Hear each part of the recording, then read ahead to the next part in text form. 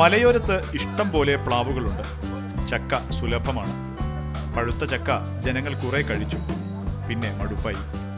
ആരും തിരിഞ്ഞു നോക്കാനില്ലാതെ ചക്കകൾ പഴുത്ത് ചീഞ്ഞ് നശിച്ചു തുടങ്ങി. അപ്പോഴാണ് ഇങ്ങേയറ്റത്ത് തീരത്ത് കഴിയുന്ന മനുഷ്യരെക്കുറിച്ച് കിനാലൂർ പാലന്തരക്കാർക്ക് ഓർമ്മ വന്നത്.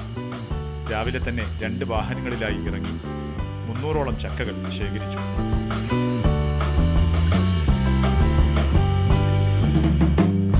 കനത്ത മഴയും കാറ്റുമാണ്.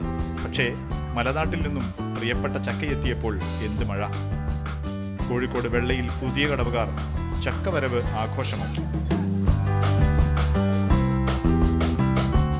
ഈ ബീച്ച് ഏരിയയിൽ ഈ പ്രദേശത്ത് പ്രയാസപ്പെടുന്ന ആളുകൾ ഉണ്ടാവുകയും ഞങ്ങളെ നാട്ടിൽ ഇപ്പോൾ ഇത് ഉപയോഗിക്കാതെ വരികയും ചെയ്യാം, വീണടിഞ്ഞു പോവുകയാണ്. അപ്പം ഞങ്ങൾ രാവിലെ 12 ആളുകൾ രാവിലെ 9 മണി മുതൽക്ക് അത് ശേഖരിച്ച് 2 വണ്ടിക്ക് ഏതാണ്ട് 300-ലധികം ചക്ക ഇപ്പോൾ ഇവിടെ കൊണ്ടുവന്നിട്ടുണ്ട്.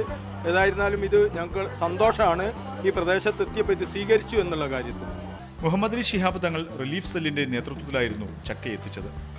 ആവശ്യമെങ്കിൽ ഇനിയും തീരപ്രദേശത്തെ ജനങ്ങൾക്കായി ചക്ക കൊണ്ടുവരാൻ ഒരുക്കമാണിവർ.